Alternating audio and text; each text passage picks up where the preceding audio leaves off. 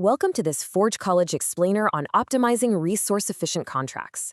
So, in our last lesson, closing the loop, feedback, metrics, and improving security workflows, we made sure our multi-contract system was rock solid and safe. It's secure, which is great. But now it's time to make it fast and, more importantly, cheap to run. We're going to take those secure proxies and tune them up into high-performance, gas-saving machines without breaking any of that beautiful composability we just built. You know, computer science legend Donald Knuth famously warned us that premature optimization is the root of all evil. And honestly, he hit the nail on the head. This is exactly why we waited until after we established correctness to even think about gas costs. Tweaking an engine before it actually runs is just a guaranteed way to introduce maddening, subtle bugs, especially in upgradable smart contracts. But hey, now that we have a working baseline, optimization isn't evil anymore.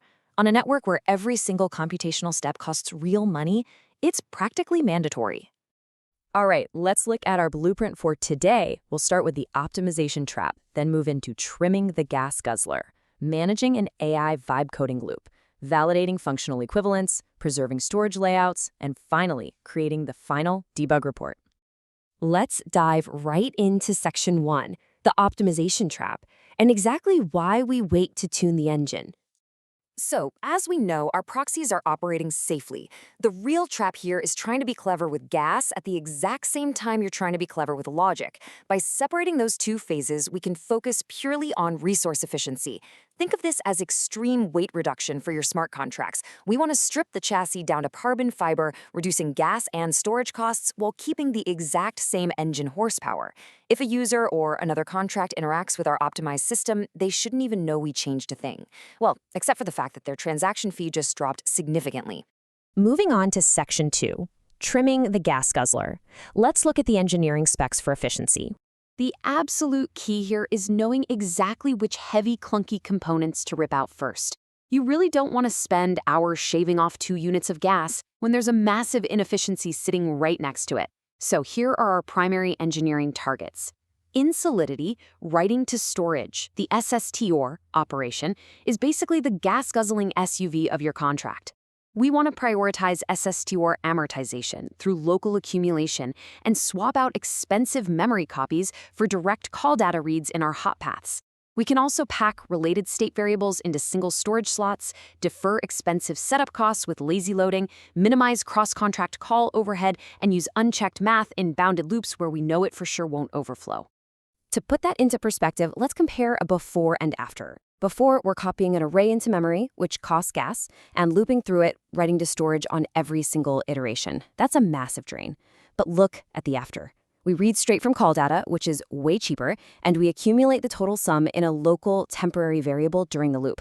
Once the loop finishes, boom, just one single storage rate. It's absolute magic for gas reduction, and it's exactly the kind of high-impact change you want to look for right out of the gate. Next up is section 3. The AI vibe coding loop, or as I like to call it, managing your eager intern. To pull these optimizations off efficiently across a massive multi-contract system, we're going to use an AI-assisted workflow. But listen, you have to treat the AI like a brilliant yet completely reckless intern. It will eagerly rewrite your entire codebase to save 3 cents and totally break your architecture in the process. So we keep them on a tight leash with a 4-step loop. First, generate candidate AI refactors for a single function. Second, implement it locally. Third, run gas profiling to see the hard numbers. And fourth, iterate.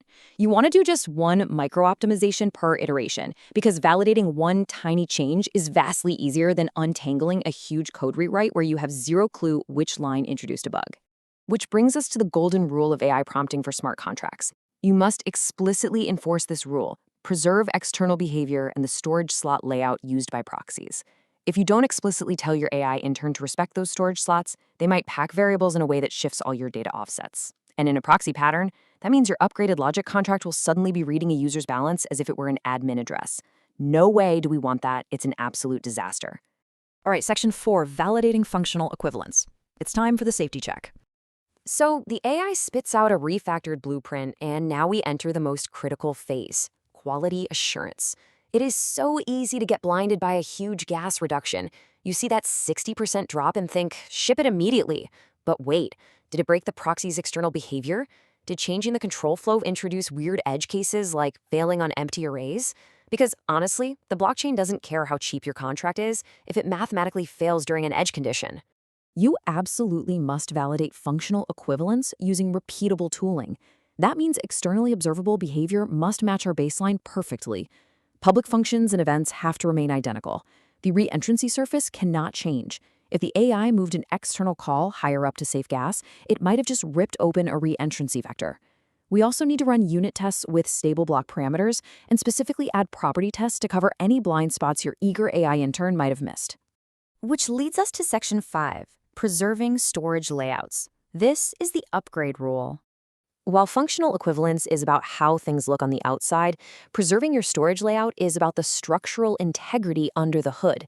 Remember, delegation uses delegate call, meaning the implementation executes in the proxy's context. Because of this, slot offsets must be preserved. If the AI packs a uint 128 and a Boolean together to save space and shifts a subsequent slot index by even a single position, you will instantly corrupt values across your upgrades. So if a slot absolutely has to change for a massive gas win, you can't just wing it. A clear, heavily tested migration plan is required. Finally, Section 6, the final debug report, creating our output artifact. To actually prove this engine tuning worked without sacrificing stability, you need concrete acceptance evidence. And this table is the exact debug artifact you'll build. You map each specific code change to its measured gas delta. For instance, swapping memory for cal data and using local accumulation on our deposit batch function dropped the gas from 120,000 all the way down to 48,000. That's a massive 60% reduction. Building this report proves you hit your efficiency goals while keeping a pristine public interface, and it gives auditors exactly what they need to verify your work. Looking at our overall timeline for the module, we spent Hour 1 ensuring we had working contracts. Hour 2 was our AI refactoring, and Hour 3 was gas profiling to generate our debug reports. And now we're fully prepared for the next step, bringing all these optimized, scalable components together for composed stress tests under heavy load. So I'm going to leave you with this question to chew on.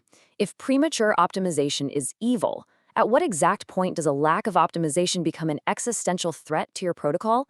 In Web3, if your contracts are too expensive to use, your users will simply flock to a protocol that isn't. Think on that. I highly encourage you to head over to forge.college to check out more guided projects and dive deeper into this track. Thank you so much for joining this Forge College Explainer on resource-efficient contracts, and happy coding.